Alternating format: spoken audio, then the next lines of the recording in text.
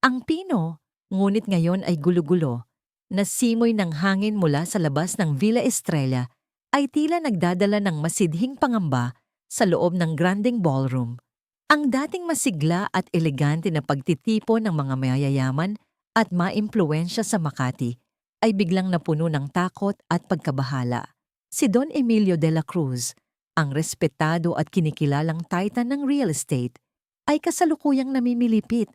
Nanginginig ang buong katawan habang mahigpit na hawak ang kanyang dibdib. Ang bawat paghinga ay tila isang matinding laban. Ang kanyang mukha ay namumutla at pinagpapawisan ng malamig. Sa tabi niya, si Maricel Santos, ang kanyang pinagkakatiwalaang business partner na may matalas na isip at mapanlinlang na ngiti, ay nagpapamalas ng labis na pag-aalala. Ang kanyang mga kamay ay abala sa paghaplos sa likod ni Don Emilio. Ang kanyang boses ay umaalingaw-ngaw sa pagtawag ng tulong, ngunit may hindi maipaliwanag na tensyon sa bawat galaw niya. Ang kanyang mga mata, na dati puno ng kumpiyansa, ay ngayon ay may bahid ng takot. Isang takot na hindi lamang para sa kalusugan ni Don Emilio, kundi para sa iba pang bagay na mas malalim at mas madilim. Sa ilalim ng isang bilog na mesang may tapiseryang seda, sa gitna ng nagkakagulong mga paa at ang marangyang tela na halos abot na sa sahig, naroon si Elena, o Lena, ang 7 taong gulang na anak ni Don Emilio. Nakaupo siya sa isang maliit na upuan. Ang kanyang mga binti ay inilugmok sa ilalim ng mesa, naglalaro sa kanyang paboritong pink na laruang cellphone na may kasamang recording function. Ang mundo sa itaas ay isang malabong ingay, ngunit ang mga alaala sa kanyang isip ay napakalinaw. Ilang minuto lamang ang nakalipas. Ang ilaw ng chandelier ay sumasalamin sa kinang ng mga baso ng alak. Si Lena, na may likas na pagkamausisa ng isang bata, ay nagtatago at nagmamasid. Nakita niya kung paano lumapit si Maricel kay Papa Emilio, nagbibiro habang nakatayo sa likuran niya.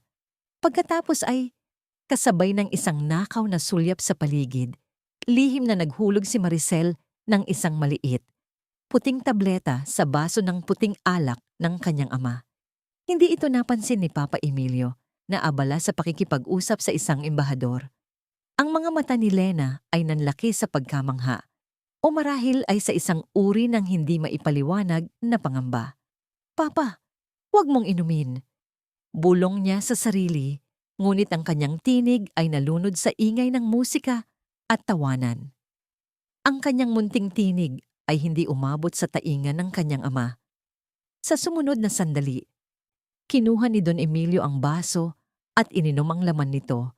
Isang kurot ng pangamba ang kumalat sa dibdib ni Lena. Hindi niya maintindihan kung bakit ginawa yon ni Tita Maricel, pero may mali siyang naramdaman. Ngayon, nakita niya si Papa Emilio na namimilipit sa sakit. Ang tunog ng kanyang pag-ubo at ang hirap niyang huminga ay bumabalot sa buong silid, nagpapabago sa tono ng buong gabi. Sumasalamin sa mukha ni Lena ang takot. Ang kanyang puso ay kumakaba na tila isang drum. Ang kanyang mga kamay ay mahigpit na nakakapit sa kanyang laruang cellphone na hindi niya namalayan ay naka-record mode.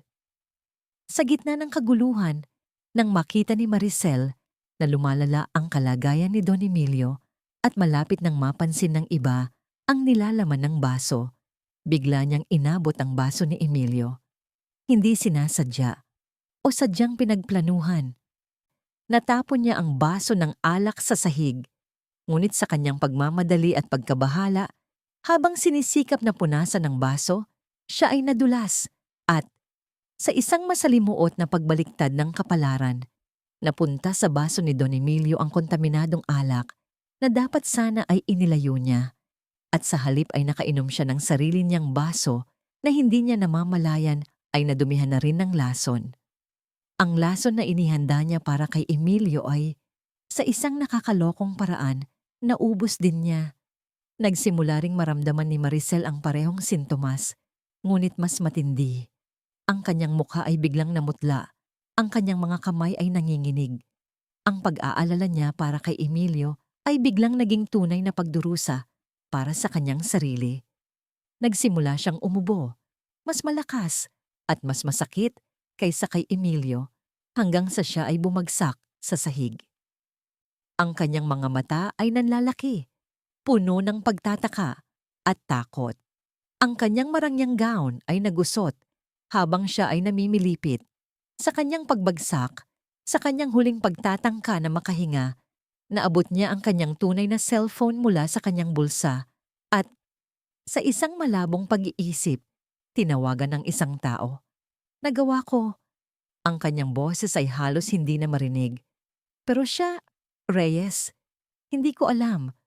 Ang mga salitang ito, bagaman mahina at halos nauutal, ay nasagap ng sensitibong mikropono ng laruang cellphone ni Lena. Nakatago sa ilalim ng mesa, si Lena ay walang malay na naging saksi, hindi lamang sa kanyang mga mata, kundi pati na rin sa kanyang munting recorder. Ang pangalan, Reyes, ay lumabas, isang bulong na may dalang anino. Ang pagdating ng mga pulis at medical team ay mabilis, ngunit ang kaguluhan ay nanatili. Ang sirena ng ambulansya ay pumunit sa katahimikan ng gabi. Ang mga flash ng kamera ay nagpasilaw sa bawat sulok ng Villa Estrella. Si Don Emilio ay mabilis na binigyan ng first aid. Ang kanyang kalagayan ay kritikal, ngunit stable, at agad na isinugod sa pinakamalapit na ospital. Si Maricel Santos, na mas malubha ang kalagayan, ay isinugod din. Ang kanyang hininga ay mahina. Ang kanyang buhay ay nasa bingit. Sa gitna ng mga unipormadong pulis at mga mukhang nag-aalala, may isang babae na tumayo ng tuwid.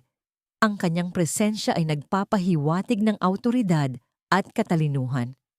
Siya si Tantra Maris Ramirez, isang matalas at matatag na babaeng investigador mula sa National Bureau of Investigation, NBI. Ang kanyang mga mata ay matalim, sinisiyasat ang bawat detalye ng pinangyarihan. Ang kanyang postura ay kalmado, ngunit ang kanyang isip ay mabilis na gumagana. Kinokolekta ang lahat ng posibleng ebidensya. Nagbigay siya ng mabilis at malinaw na direksyon. Sinisimula ng isang masalimuot na investigasyon na alam niyang hindi magiging simple. Ang insidenteng ito ay hindi isang ordinaryong kaso ng pagkalason. Mayroon itong amoy ng mas malalim at mas malawak na krimen. Sa sterile at malamig na kapaligiran ng ospital, si Don Emilio ay nakaratay sa kanyang kama. Ang kanyang katawan ay pinaghihirapan ng mga gamot at ang kanyang isip ay pinupuno ng kalituhan. Ang tunog ng mga machine ay pumupuno sa silid. Bawat beep ay tila nagpapaalala sa kanya ng kanyang kahinaan. Sa tabi niya, si Lena ay nakaupo sa isang silya. Ang kanyang maliit na kamay ay mahigpit na nakahawak sa kamay ng kanyang ama. Ang kanyang mukha ay inosente. Ngunit ang kanyang mga mata ay puno ng pag-aalala. Ang kanyang munting noo ay may kunot. Ang kanyang presensya ay isang matalim na kaibahan sa kadiliman na sumasakop sa isip ni Emilio. Habang nakatingin siya sa inosenteng mukha ng kanyang anak, ang kanyang mga mata ay lumabo sa luha. Ang buong buhay niya, ang lahat ng kanyang pagpupursigi sa negosyo, ang kanyang obsesyon sa pagbuo ng isang imperyo, ay biglang naging malabo at walang saysay. Ang mga gabi na ginugol niya sa opisina, ang mga lakbay negosyo na naghihiwalay sa kanya mula kay Lena, ang mga pangako na hindi niya natupad, lahat ay bumalik sa kanya, isang alon ng pagsisisi. Ang dating pagkaadik niya sa trabaho ay naglaho, napalitan ng isang malalim na pag-aalala at walang hanggang pagmamahal para sa kanyang anak. Ang kamay ni Lena ay maliit at malambot sa kanyang palad. Sa loob ng 7 taon, ang kanyang buhay ay umiikot sa pagbuo ng isang kayamanan. Ngunit sa isang kisap mata, naramdaman niya ang matinding pagkabigo at pagkawala. Ang bawat sandali ng paghihirap niya ay nagpaalala sa kanya kung gaano kadaling mawala ang lahat. Ngunit sa pagtingin sa kanyang anak, sa kanyang tapang at pagmamahal, naramdaman niya ang isang bagong lakas, isang bagong layunin. Lena, bulong niya, ang kanyang boses ay mahina mahal na mahal ka ni Papa. Ang mga salitang ito ay hindi lamang isang pahayag, kundi isang pangako. Isang pangako na simula ngayon, ang buhay niya ay hindi na tungkol sa pera o kapangyarihan. Ito ay tungkol sa kanyang anak, sa kanilang pamilya, at sa muling pagtuklas ng mga tunay na halaga sa buhay. Ang pagkakataong ito, ang muntik na pagkawala ng buhay, ay naging isang malalim na punto ng pagbabago para kay Don Emilio de la Cruz. Ang gabi sa Villa Estrella ay hindi lamang nagtapos sa isang trahedya, kundi nagsimula rin sa isang bagong kabanata ng pag-ibig at pagtuklas. Ang pagdilim ng kapaligiran sa labas ng gusali ng National Bureau of Investigation, NBI, ay tila salamin ng lumalalim na misteryo sa loob. Sa ilalim ng fluorescent light ng forensic laboratory, si Tantra Maris Ramirez ay nakatayo. Ang kanyang mga mata ay matalas na nakatutok sa ulat na nasa kanyang kamay. Ang hangin ay amoy kemikal at, sa kakaibang paraan, amoy matinding pagtutok. Hindi ito ang unang pagkakataon na nakita niya ang ganitong klaseng kaso, ngunit may kakaiba sa isang ito. Isang masalimuot na disenyo, isang pino at tuso na pagganap na nagpapahiwatig ng mas malalim na ugat. Ang ulat mula sa toxicologist ay nagpapatunay sa kanyang mga hinala. Ang lason na ginamit laban kay Don Emilio de la Cruz ay hindi ordinaryo. Isang synthesized compound, Detective Ramirez, paliwanag ni Dr. Alingco, ang pangunahing forensic chemist ng NBI, habang itinatanggal ang kanyang salamin at kinukusot ang kanyang pagod na mga mata. Napaka-rare. Hindi mo ito makikita sa merkado. Kailangan ng specialized knowledge at kagamitan para gawin ito. Mas mabilis kumilos kaysa sa cyanide, mas tahimik kaysa sa arsenic. Ito ay pang-professional, pang-eliminasyon. Ang bawat salita ni Dr. Alingco ay nagpatibay sa paniniwala ni Maris. Ito ay hindi isang simpleng pagtatangkang pagpatay na dulot ng isang biglaang galit o personal na vendetta. Ito ay isang kaso na pinaghandaan, pinag-aralan, at isinagawa ng may katumpakan. Walang iniwang bakas ng paggawa sa site, walang natagpo ang residues ng sangkap na ginamit. Ang tanging nakita namin ay ang maliliit na bahagi na naabsorb ng sistema ng biktima, na mabilis na nadidetoxify ng katawan. Kung hindi agad na isugod si Don Emilio sa ospital at agad na nabigyan ng antidote, wala na tayong pag-uusapan ngayon kundi isang trahedya. Dagdag pa ni Dr. Alingco, ang kanyang boses ay may bahid ng pagkabahala. Inilapag ni Maris ang ulat, ang kanyang isip ay gumugulong sa mga posibilidad. Ang ganitong uri ng pagpapatupad ay nagpapahiwatig ng isang organisasyon, isang network na may kakayahang kumilos ng lihim at mahusay. Ang kanyang reputasyon sa NBI ay hindi lamang dahil sa kanyang talino, kundi dahil din sa kanyang walang humpay na paghahanap sa katotohanan at ang kanyang malawak na network sa iba't ibang sektor ng lipunan ng Maynila. Kilala siya sa kanyang kakayahang basahin ang mga nakatagong signals upang makita ang mga anino sa likod ng mga ningning. Kinabukasan, bumalik si Maris sa ospital, sa isang pribadong silid kung saan si Don Emilio ay dahan-dahang gumagaling. Nakilala niya si Lena. Ang bata ay nakaupo sa gilid ng kama ng kanyang ama. Ang kanyang mga mata ay malaki pa rin, ngunit ngayon ay may halong kuryosidad. Maingat si Maris, ginagamit ang kanyang matinding pag-unawa sa sikolohiya ng bata upang malapitan si Lena. Hindi niya agad tinanong ang tungkol sa insidente. Sa halip, nagsimula siya sa mga pangkalahatang bagay.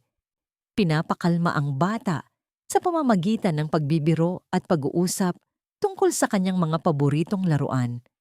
Lena, alam mo ba, simula ni Maris, ang trabaho ko ay tulad ng paglalaro ng detective. Kailangan kong hanapin ang mga puzzle pieces at pagsama-samahin para malaman kung ano ang nangyari. Ang mga mata ni Lena ay kumislap. Tulad po ng mystery books na binabasa ni Papa? Tama, sagot ni Maris ngumiti. At mukhang ikaw, Lena, ay nakakita ng isang napakahalagang puzzle piece noong gabing iyon sa Villa Estrella, hindi ba? Unti-unting ikinuwento ni Lena ang kanyang nakita. Ang kanyang boses ay mahina, ang mga salita ay nag-aalangan, ngunit ang mga detalye ay napakalinaw kung paano lihim na inilagay ni Maricel ang maliit na tableta sa baso ni Don Emilio, kung paano siya nag-alala. Ang iba pang mga investigador na kasama ni Maris ay nagkatinginan, may bahid ng pag-aalinlangan sa kanilang mga mata. Isang 7 taong gulang na bata, gaano katotoo ang kanyang salaysay. Ngunit si Maris ay hindi sumuko. Kilala niya ang kakaibang kakayahan ng mga bata na makapansin ng mga bagay na hindi nakikita ng matatanda, lalo na kapag sila ay nasa mode ng paglalaro. At narinig mo rin ba si Tita Maricel na magsalita sa telepono? Tanong ni Maris, dahan-dahan. Nagkagat-labi si Lena. Opo, detective. Sa totoo lang, may na-record po yata ang laruan kong cellphone. Ikinumpas niya ang pink na laruang cellphone na mahigpit niyang hawak. Naka-on po kasi ang record mode ko tapos nadulas po siya, kaya hindi ko na-off. Nang makita ni Lena ang laruang cellphone, tila isang bagong pag-asa ang sumilay. Bagaman may pag-aalinlangan pa rin ng ibang investigador, kinuha ni Maris ang laruan. Ito ay isang simpleng, murang laruan na may mga kanta at ilaw. Ngunit sa kabila ng lahat, mayroon itong isang basic recording function. Dinala agad ito sa Audio Forensics Department ng NBI. Sa loob ng ilang oras, nagtrabaho ang mga audio engineer. Ang ingay ng background mula sa party, musika, tawanan, basag na baso, sigawan, ay malakas. Halos hindi na marinig ang anumang boses. Ngunit sa pamamagitan ng pinakamodernong software at malalim na kaalaman, unti-unting nilinaw ang audio. Ang boses ni Maricel ay halos hindi na marinig, naghihingalo. Ngunit sa bawat pagproseso, ang kanyang mga salita ay nagiging mas malinaw. Nagawa ko, pero siya, Reyes, hindi ko alam. Ang mga salitang yon, na parang isang bulong mula sa libingan, ay umalingaw-ngaw sa tahimik na silid ng NBI. Ang pangalan, Reyes, ay lumabas, malinaw at hindi maikakaila. Isang malaking piraso ng puzzle ang biglang nahulog sa lugar. Hindi lamang ito nagpapatunay sa salaysay ni Lena, kundi nagbigay din ito ng isang pangalan, isang direksyon. Sa sumunod na araw, nagpulong si Maris kasama ang kanyang team sa isang pribadong conference room sa NBI. Ang whiteboard ay napuno na ng mga pangalan, petsa at business entities. Batay sa pangalan na Reyes at sa sophisticated na modus operandi ng pagkalason, agad na nakonekta ni Maris ang kaso sa mga serye ng aksidente, bigla ang pagkabangkarote at misteryosong pagkamatay ng mga prominenteng negosyante sa nakaraang 5 taon. Naaalala niyo ang kaso ni Ramon Salazar, ang mining magnate na namatay sa natural causes matapos magdeklara ng bangkarote ang kanyang kumpanya? O si Elena Suarez, ang tech mogul na nag-commit ng suicide dahil daw sa depression matapos mawala ang lahat ng kanyang shares sa stock market? Tanong ni Maris, ang kanyang mga mata ay nanlilisik. Lahat sila ay may pattern. Ang kanilang mga yaman ay naipasa sa mga shell corporations at ang mga taong nakinabang ay laging nasa likod ng mga transaksyon, malinis at walang bahid ng krimen. Ang mga investigador ay nagkatinginan. Ang pagkabigla ay mababanaag sa kanilang mga mukha. Ang mga kasong ito ay sarado na, ngunit mayroong palaging isang hindi maipaliwanag na pakiramdam ng kawalan ng hustisya. Ang anino, bulong ni Agent Cruz, isa sa mga pinakabata, ngunit pinakamatalinong miyembro ng team. Ang mga whispers sa underworld. Sabi nila, sila ang nagpapagalaw ng mga string sa likod ng mga kurtina. Ang anino, Bongtoy, ay hindi lamang isang bulong. Ito ay isang alamat sa criminal underworld ng Pilipinas. Isang organisasyon na pinaniniwala ang kinikilos ng mga matatalinong utak na gumagamit ng legal at ilegal na pamamaraan upang unti-unting kontrolin ang mga yaman at negosyo ng bansa. Ang kanilang mga gawain ay tago. Ang kanilang mga biktima ay sadyang pinipili. Mula sa pagmamanipula ng stock market, paggawa ng peking akusasyon, hanggang sa paggamit ng mga aksidente upang alisin ang mga hadlang, ang kanilang network ay malawak at walang awa. Ang kanilang layunin ay simple. Thao Tom Tai San, ang pagsakop ng lahat ng maaaring sakupin. Sa pagitan ng mga kaso at sa pamamagitan ng Reyes na clue, ang paghahanap ay naging mas partikular. Nag-filter ang team ng mga pangalan ng Reyes na may koneksyon sa negosyo, batas, at politika. Lumabas ang isang pangalan na palaging naroon sa background ng mga naunang kaso, ngunit palaging malinis ang record. Atayer Gregorio Goyo Reyes. Si Atayer Gregorio Goyo Reyes. Isang pangalan na nangingibabaw sa lipunan ng Pilipinas. Isang respetadong abogado, isang negosyante na ang imperyo ay lumago ng mabilis, at isang tanyag na philanthropist. Ang kanyang mukha ay madalas makita sa mga cover ng magazines, ang kanyang mga donasyon sa mga charity ay malaki, at ang kanyang impluensya sa corridors ng kapangyarihan ay hindi matatawaran. Siya ang mukha ng katagumpayan, ng isang taong nagmula sa wala at gumawa ng pangalan para sa kanyang sarili.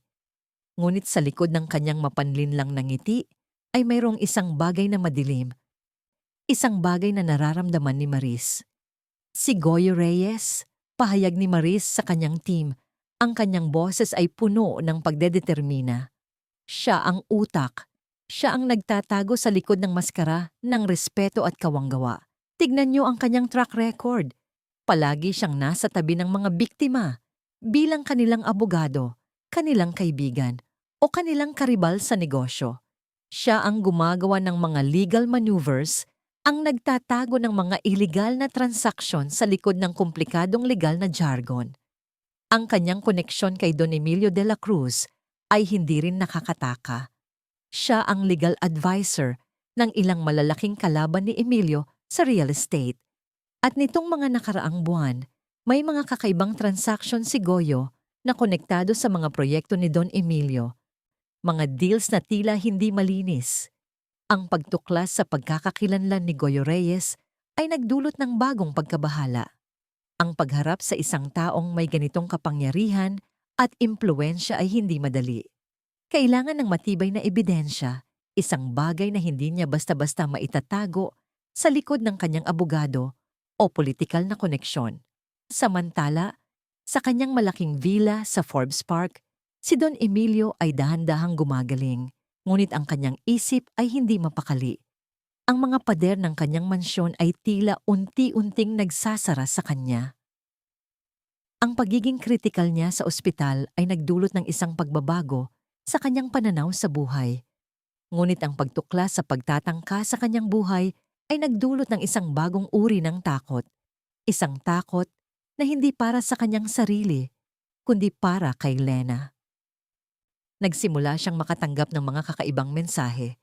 Sa una, isang anonymous text message sa kanyang lumang prepaid phone. Bimat ng mi ay mamamatay kasama mo.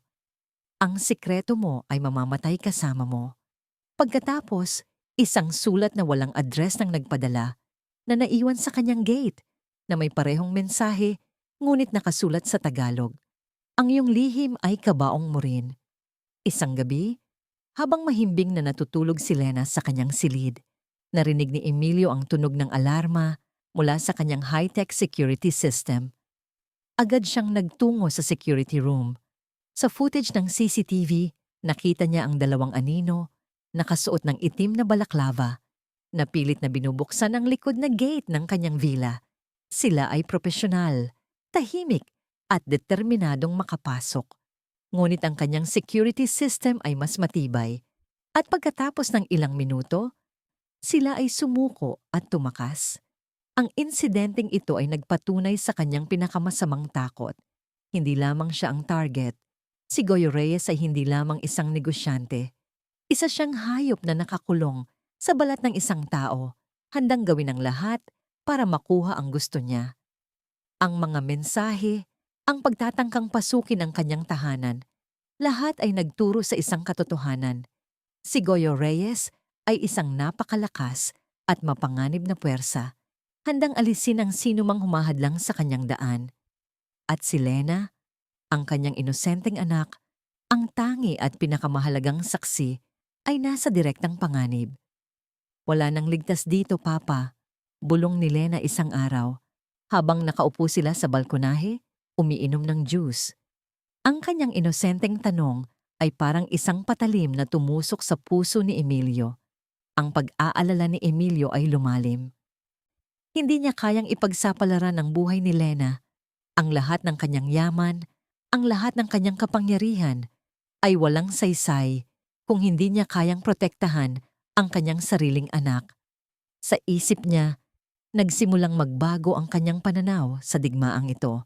Hindi na ito tungkol sa negosyo o sa kanyang reputasyon. Ito ay tungkol sa kaligtasan ni Lena. Isang hapon, bumisita si Maris Ramirez sa villa ni Emilio. Ang kanyang mukha ay seryoso. Don Emilio, anya, ang sitwasyon ay mas masahol pa kaysa sa inakala namin. Si Goyo Reyes ay hindi lamang nagtatago sa likod ng ang-anino. Siya ang mismong puso nito. At ngayon, alam na niya na mayroon kayong hawak na ebidensya laban sa kanya. Ang recording ni Lina ay isang bomba at gagawin niya ang lahat para mapatahimik kayo. Ipinakita ni Maris ang ilang dokumento, mga ulat ng NBI, mga koneksyon sa negosyo, mga detalye ng mga dating biktima ng ang-anino. Ang bawat pahina ay nagpapatunay sa kanyang mga sinasabi.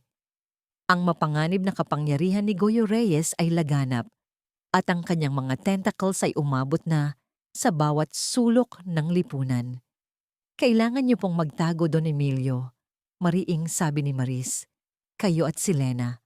Sa ngayon, hindi pa kami handa na harapin si Goyo sa legal na paraan. Kailangan namin ng mas maraming ebidensya, mas matibay na koneksyon na hindi niya basta-basta mababaliwala. Kailangan namin ng oras, at ang oras na yon ay mangangahulugan ng kaligtasan ni Lena. Sumigla si Emilio. Magtago? Bakit? Hindi ba't mas mabuting harapin siya? Ang kanyang pagkalaki-laki ng ego at ang kanyang likas na pagiging palaban ay nagpupumiglas. Ngunit Maris ay hindi sumuko. Hindi ito tungkol sa karangalan. Don Emilio, ito ay tungkol sa kaligtasan. Kung mananatili kayo dito, direktang target kayo. Ang inyong anak ay ang tanging nakasaksi at ang pinakamahalagang susi sa pagbagsak ni Goyo Reyes. Kung mawawala siya, mawawala ang aming tanging pagkakataon. Isipin niyo si Lena. Ang kaligtasan niya ang dapat na unahin. Tumingin si Emilio sa bintana, kung saan nakikita niya si Lena na naglalaro ng kanyang mga manika sa hardin, walang kamalay-malay sa bagyong nagbabanta sa kanilang buhay. Ang kanyang puso ay kumirot. Ang lahat ng kanyang pagmamalaki, ang kanyang kayamanan, ay biglang nawalan ng halaga. Ang tanging mahalaga ay ang ngangiti ni Lena, ang kanyang kaligtasan, ang kanyang hinaharap. Sige, aniya. Ang kanyang boses ay mahina, ngunit matatag. Magtatago kami para kay Lena. Ang desisyon ay mahirap. Ngunit ito ay isang desisyon na ginawa ng isang ama na handang gawin ang lahat para sa kanyang anak. Kailangan niyang lumayo, layuan ang pamilyar na mundo ng negosyo at kapangyarihan at ipagsapalaran ang lahat sa isang hindi tiyak na hinaharap. Ang Manila, ang kanyang tahanan, ang kanyang imperyo ay biglang naging isang kulungan. Kailangan niyang lumabas para sa kanilang dalawa. Ang sumunod na mga araw ay puno ng paghahanda. Lihim na inayos ni Maris ang kanilang pagtakas. Tinitiyak na walang sino man ang makakaalam kung saan sila pupunta. Ang isang bagong kabanata ng kanilang buhay ay nagsisimula. Isang kabanata ng pagtakas, ng paghahanap, at ng pagsubok sa pagmamahal ng isang ama sa kanyang anak. Ang anino ni Goyo Reyes ay nagbabadya, ngunit sa puso ni Emilio, nagsimula ring sumilay ang isang bagong pag-asa. Ang pag-asa na sa kabila ng lahat, maililigtas niya ang kanyang anak at ang kanilang pamilya. Ang sariwang hangin sa Tagaytay, bagaman nakapagpapababa ng lagnat ng Maynila, ay hindi sapat upang palamigin ang nagbabagang pagkabagabag sa puso ni Don Emilio de la Cruz. Matapos ang mapangahas na pagtakas mula sa kanyang sariling mansyon sa Forbes Park na inayos ni Maris Ramirez ng buong sikreto, sila ni Lena ay nagtago sa isang lumang mansyon sa gilid ng bundok na nakatanaw sa nakamamanghang lawa ng Taal. Ang bahay, na pag-aari ng isang lumang kaibigan ng pamilya, ay nakatayo sa isang liblib na bahagi ng Tagaytay, napapalibutan ng matatandang puno at makakapal na halaman na tila nagbibigay ng isang nakapapanatag na kabaong mula sa mundo sa labas. Ang unang ilang araw ay tila isang malaking, nakatutulig na katahimikan. Ang dating ingay ng Makati, ang tunog ng mga sirena at ang walang tigil na pagmamadali ng mga tao ay napalitan ng awit ng mga ibon, ang malumanay na pag-ihip ng hangin sa mga dahon at ang paminsan-minsang tunog ng mga bangka na lumilipas sa Taal. Para kay Lena, ang pagbabago ay nakapagpagaan sa kanyang damdamin. Ang mga mata niyang dati puno ng takot at pagkabahala ay unti-unting muling nagkaroon ng ningning ng kuryosidad. Ngunit sa likod ng lahat ng yon, alam ni Emilio na ang kanyang anak ay nagdadala pa rin ng bigat ng nakaraang gabi, ng sakit at takot na halos kumitil sa kanyang buhay at sa buhay ng kanyang ama. Ang mansyon mismo ay isang testamento sa nagdaang panahon na may mga bintanang gawa sa kapiz, matatandang kagamitan na gawa sa kahoy na nara, at mga lumang retrato na nakasabit sa dingding. Ang bawat sulok ay may kwento, ngunit ang lahat ng iyon ay tila nagdaragdag lamang sa bigat ng kanilang sitwasyon. Ang kaligtasan na kanilang naramdaman ay pansamantala lamang, isang marupok na takip, laban sa mabangis na katotohanan. Papa, tingnan mo, ang ganda ng lawa. Bulong ni Lena, habang nakatayo sila sa balkonahe, tinuturo ang hugis bulkan na isla sa gitna ng Taal. Ang kanyang tinig ay tila musika sa tainga ni Emilio, na nagpapagaan ng bahagi ng kanyang kalooban. Ito ang mga sandaling hindi niya kayang palitan ng anumang kayamanan sa mundo. Sa loob ng mga araw na yon ng pagtatago, sinimulan ni Emilio ang isang bagay na matagal na niyang ipinagpapaliban, ang pagiging isang tunay na ama. Ang kanyang buhay ay nakatuon sa paggawa ng imperyo, sa paghabol sa mga numero, sa paggawa ng mga desisyon na nagbibigay sa kanya ng kapangyarihan at yaman. Ngunit sa lahat ng yon, nawala ang pinakamahalaga, ang kanyang pamilya, ang kanyang anak. Ngayon, wala na siyang distractions, walang meeting, walang telepono, walang negosyo. Tanging si Lena lamang. Bawat umaga, pagkatapos nilang mag-almusal ng sariwang prutas at kape mula sa kalapit na tindahan, iginugugol ni Emilio ang kanyang oras kay Lena. Nagbabasa siya ng mga kwentong bayan ng Pilipinas sa kanya, mga alamat ng Bathala, Maria Makiling, at ang mga kwento ng duwende at kapre. Sa simula, si Lena ay mayain, tila may distansya pa rin. Ngunit sa bawat kwento, sa bawat oras na nararamdaman niya ang init ng yakap ng kanyang ama, unti-unting nawala ang kanyang mga pag-aalinlangan. Papa, tanong ni Lena isang hapon, habang naglalaro sila ng piko sa isang lumang tiled na bakuran. Ang laro ng piko, na matagal nang hindi nilalaro ni Emilio, ay nagpabalik sa kanya sa kanyang kabataan. Totoo po ba ang mga aswang? Malapit po ba sila sa mga patay? Huminto si Emilio, ngumiti. Lena, ang mga kwento ay kwento lang. Ang totoong halimaw ay ang mga taong may masamang puso na nananakit ng iba. Pero huwag kang mag-alala, andito si Papa. Hindi ka pababayaan ni Papa. Ang mga salitang yon ay isang pangako, hindi lamang para kay Lena, kundi para rin sa kanyang sarili. Ipinangako niya sa sarili na hindi na niya hahayaan ang kanyang trabaho na maging hadlang sa kanyang pagiging ama. Nakinig siya sa mga kwento ni Lena tungkol sa kanyang mga kaibigan, sa eskwelahan, sa kanyang mga pangarap na maging isang astronaut at sa kanyang mga takot sa dilim. Ang bawat pag-uusap ay nagpapalalim sa kanilang koneksyon, nagpapagaling sa sugat ng kanilang nakaraan.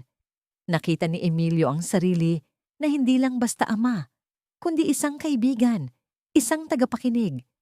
Ang dating matigas at seryosong si Don Emilio ay napalitan ng isang mapagmahal at mapag-arugang ama. Naaalala niya ang mga araw na pinili niyang magtrabaho kaysa maglaro ng piko o magbasa ng kwento kay Lena. Ang mga gabi na nagising si Lena dahil sa bangungot at ang tanging kasama niya ay ang yaya niya. Ang bawat alaala ay isang saksak sa kanyang puso. "Patawarin mo ako, anak," bulong niya sa hangin isang gabi habang tinitingnan si Lena na mahimbing na natutulog. "Napakalaki ng nawala sa akin. Ngunit sa kabila ng pagsisisi, mayroong pag-asa. May pagkakataon pa siyang itama ang mga pagkakamali upang bumuo ng isang bagong relasyon, isang mas matatag na pamilya."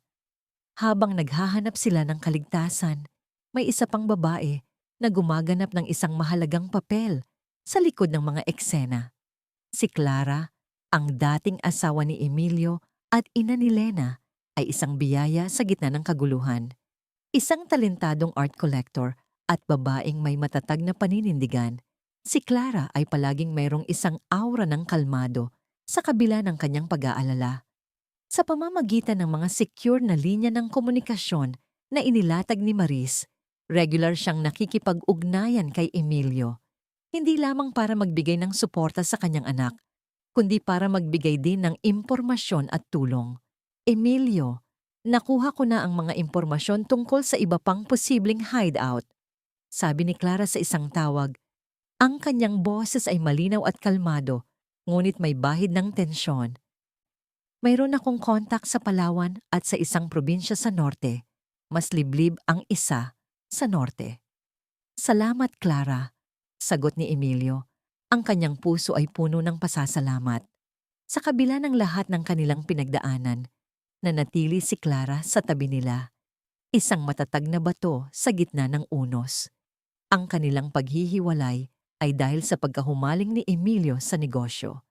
Ang dating masigasig at mapangarap na binata ay naging isang walang sawang negosyante na tanging numero at pera ang nakikita. Naaalala ni Clara ang mga gabi na nag-iisa siyang kumakain, ang mga kaarawan ni Lena na hindi niya napuntahan.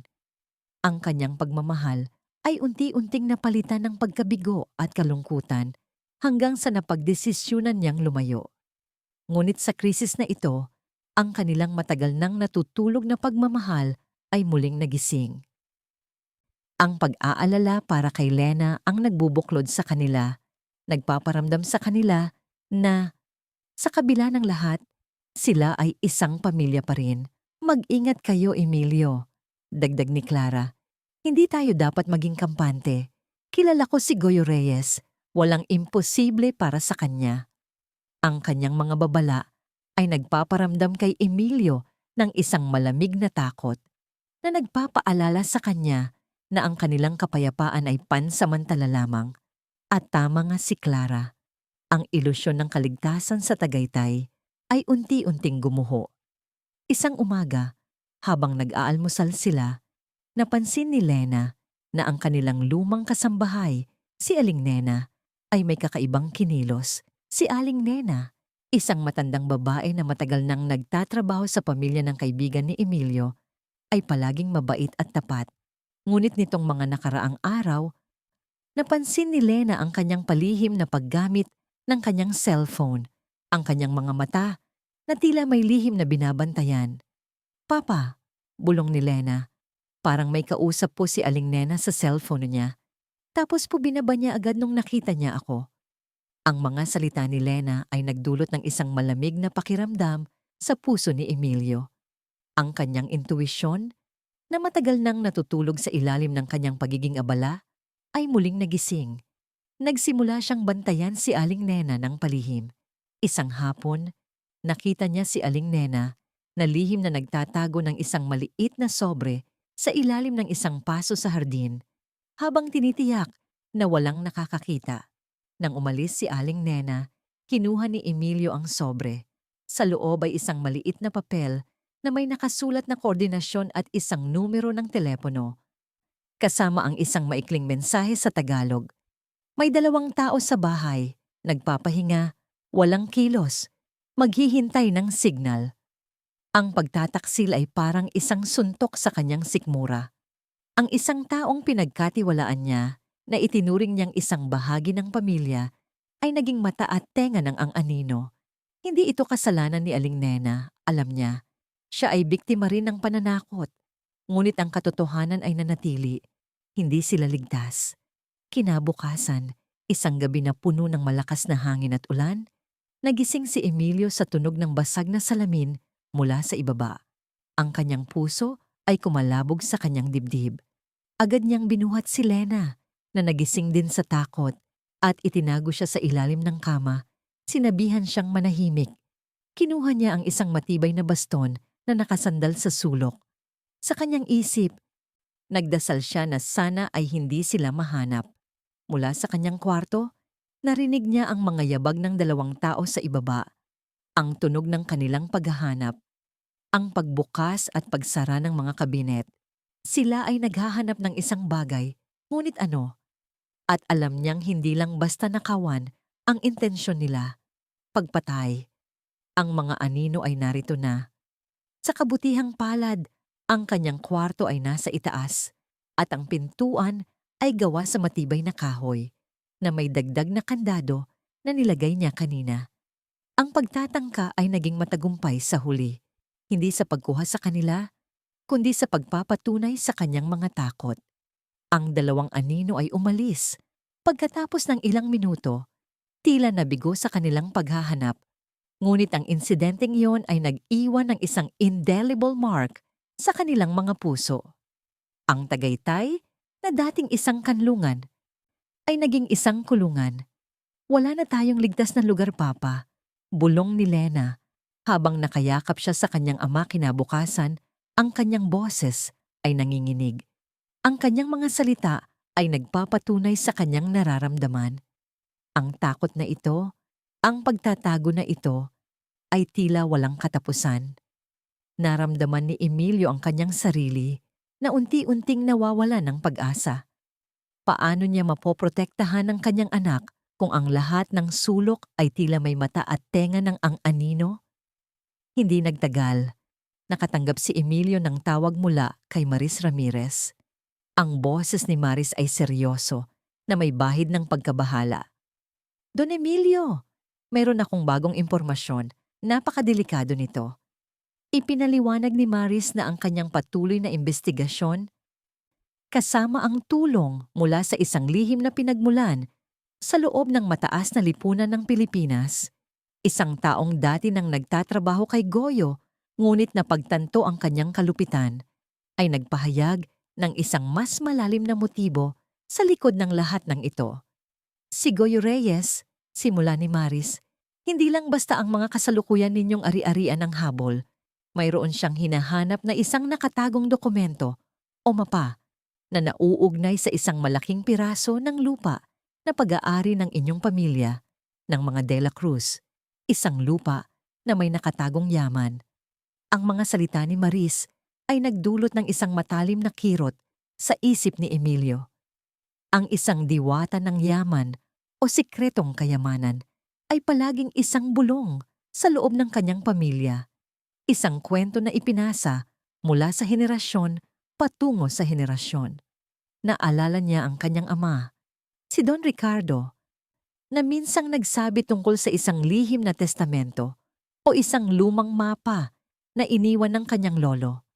Emilio, sabi ng kanyang ama minsan habang nag-iinom sila ng kape sa balkonahe. Ang tunay na yaman ng ating pamilya ay hindi sa mga gusali o sa mga kumpanya. Ito ay nakatago sa isang bagay na mas luma, mas malalim. Isang lihim na itinago ng iyong lolo mula sa mga mapanganib na tao.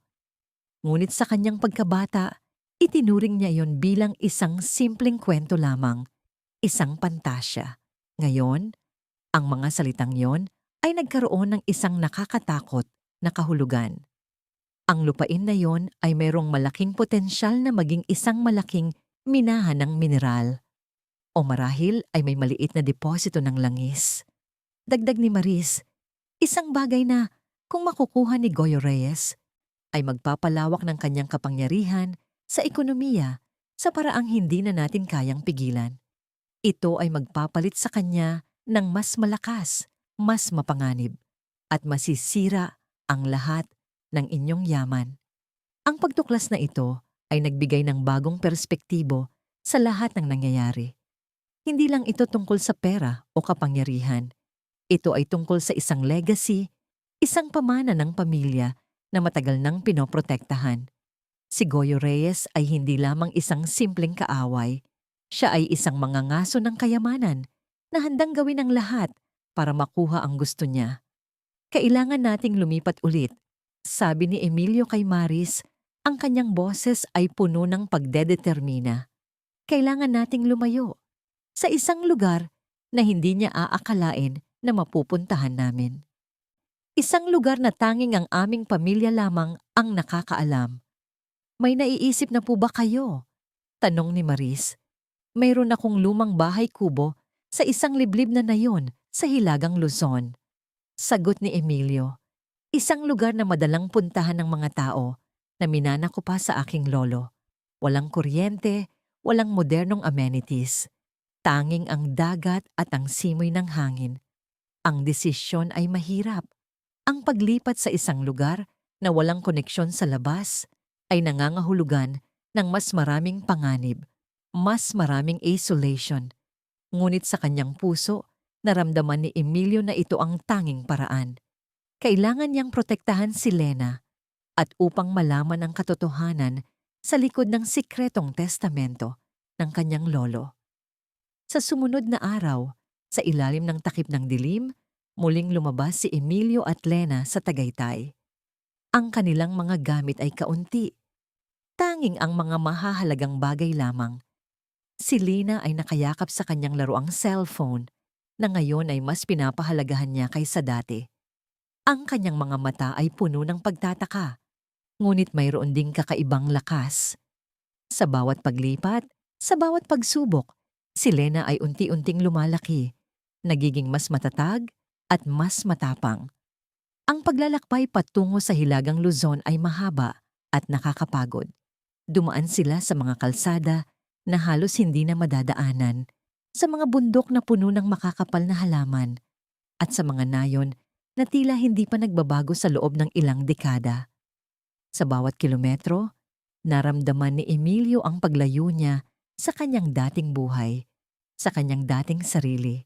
Ngunit sa bawat paghinga, naramdaman niya ang init ng pagmamahal ni Lena na nagbibigay sa kanya ng lakas upang ipagpatuloy ang kanilang pagtakas.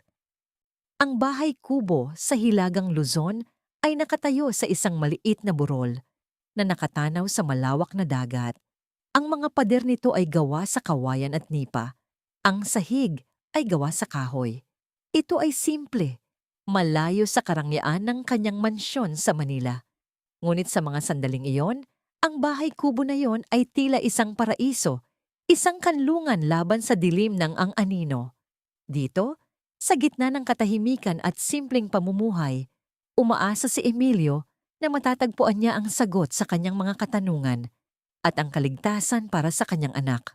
Ang laban ay malayo pa sa katapusan, ngunit sa bawat paglipat, nagiging mas malinaw ang kanilang layunin. Labanan ang ang anino at protektahan ang kanilang pamilya anuman ang mangyari. Ang masarap na simoy ng hangin mula sa dagat ay humalik sa kanilang mga pisngi. Dala ang amoy ng asin at ang sariwang hininga ng karagatan. Sa malayo, ang malumanay na ugong ng mga alon ang naging musika sa kanilang bagong tahanan. Sa maliit at payak na bahay, kubo na gawa sa kawayan at nipa, na nakatayo sa isang maliit na burol na tanaw ang malawak na dagat ng Northern Luzon. Natagpuan ni na Don Emilio at Lena ang isang uri ng kapayapaan na matagal na nilang hinahanap. Wala na ang nagmamadaling ingay ng Maynila.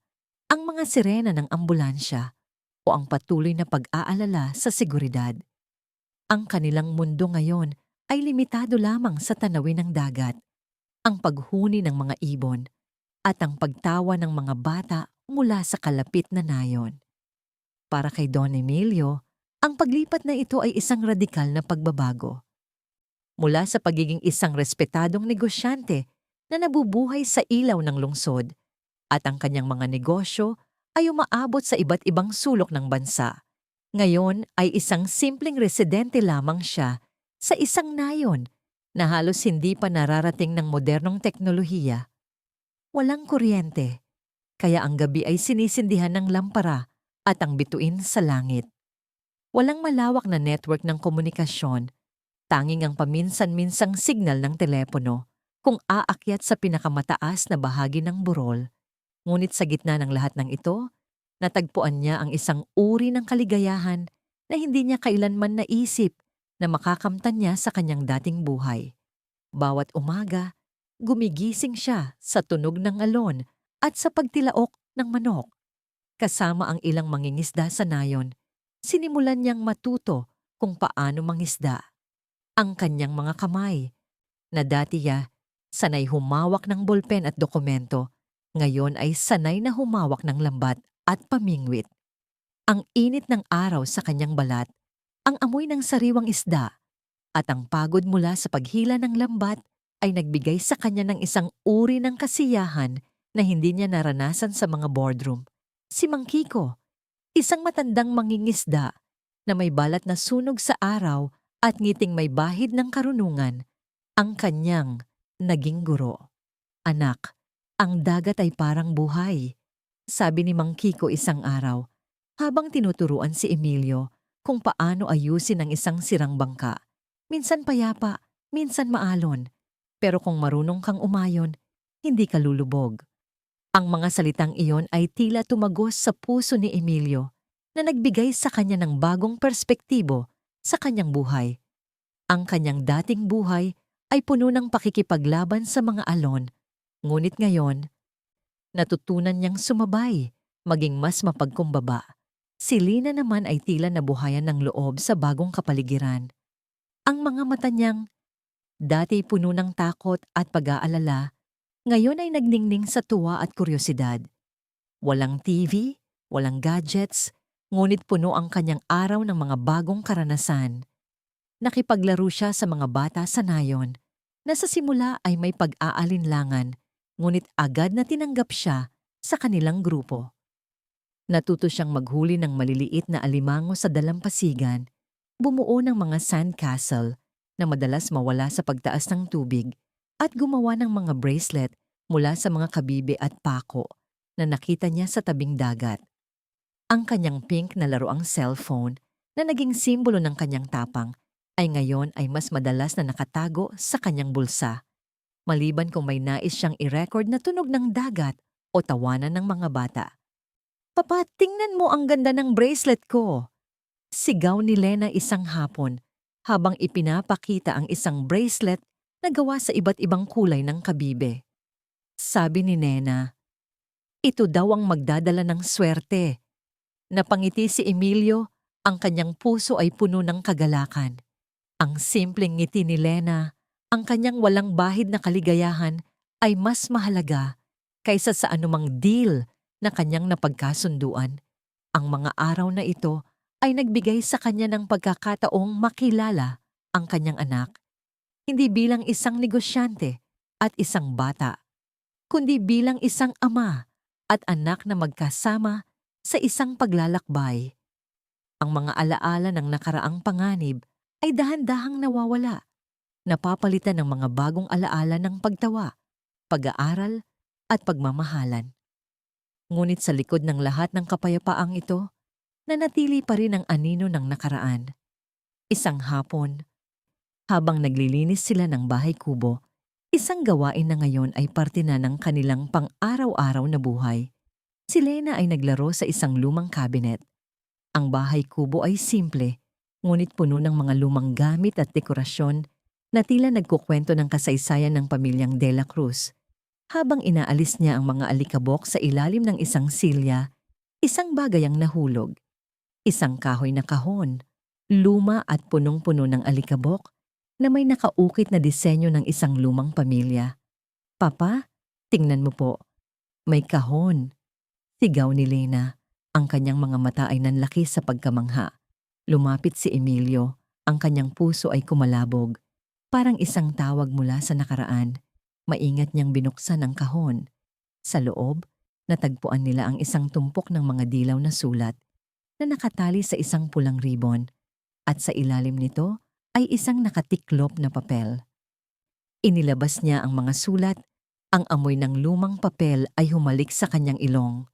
Ang mga sulat ay galing sa kanyang lolo, si Don Pedro de la Cruz, na isinulat sa kanyang ama. Ang bawat salita ay tila nagbubukas ng isang pahina ng kasaysayan ng kanilang pamilya.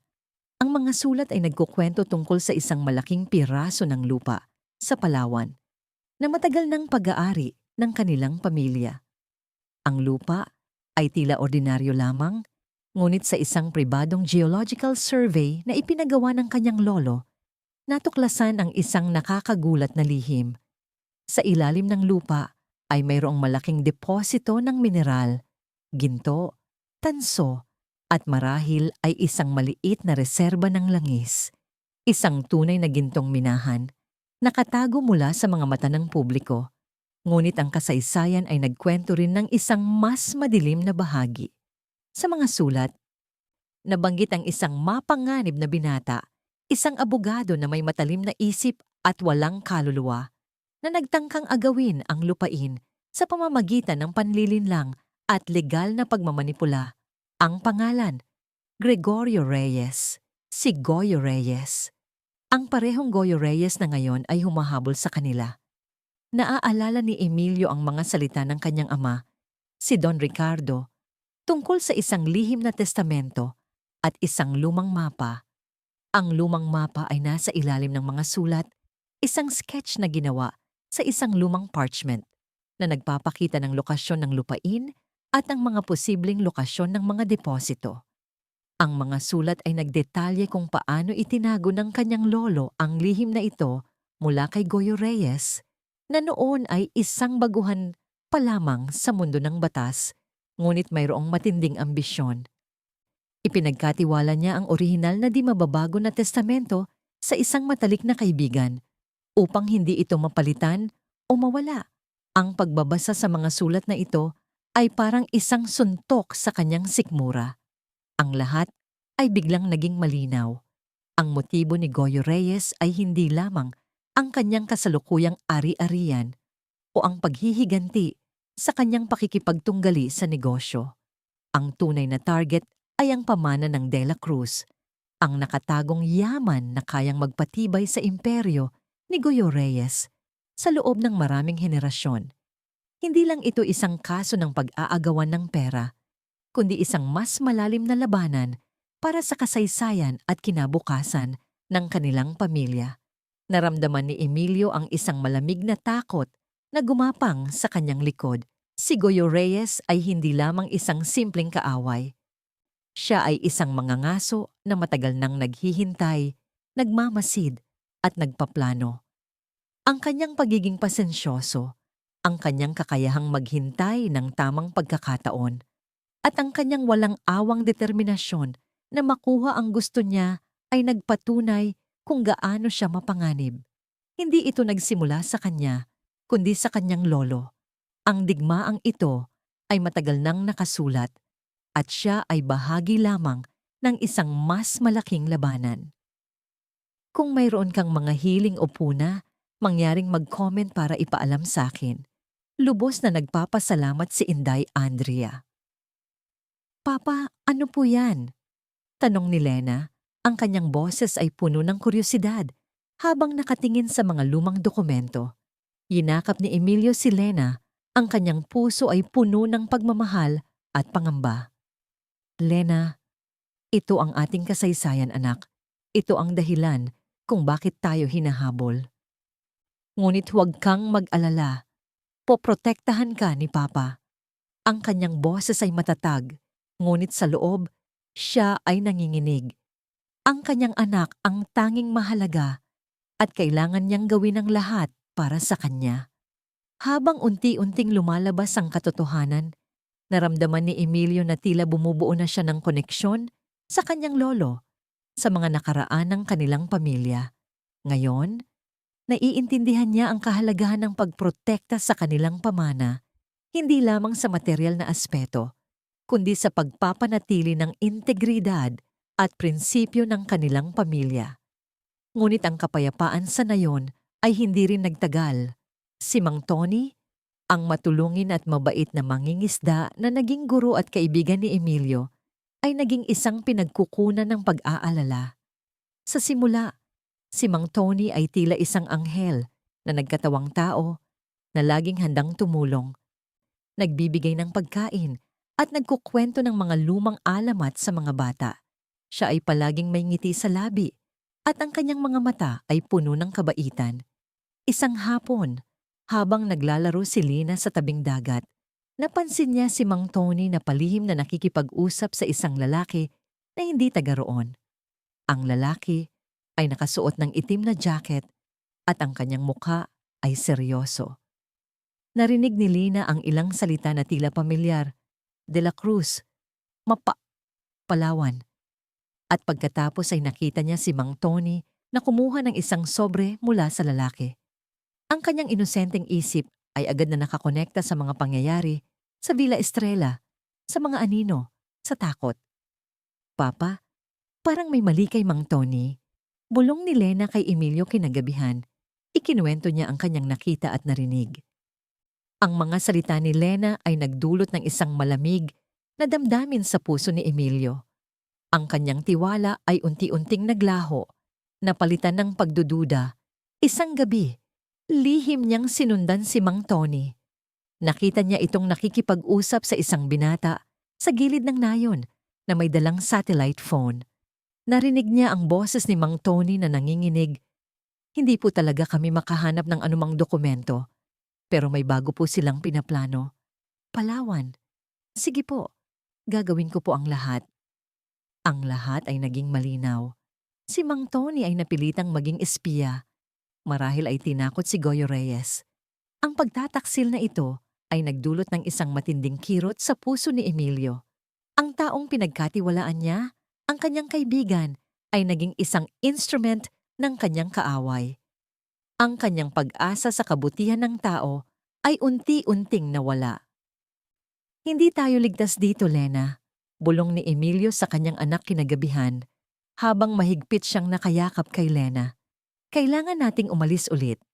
Sa gitna ng pagdududa at kawalan ng tiwala, si Lena ay nanatiling isang tanglaw ng pag-asa. Pero Papa, mabait po si Mang Tony.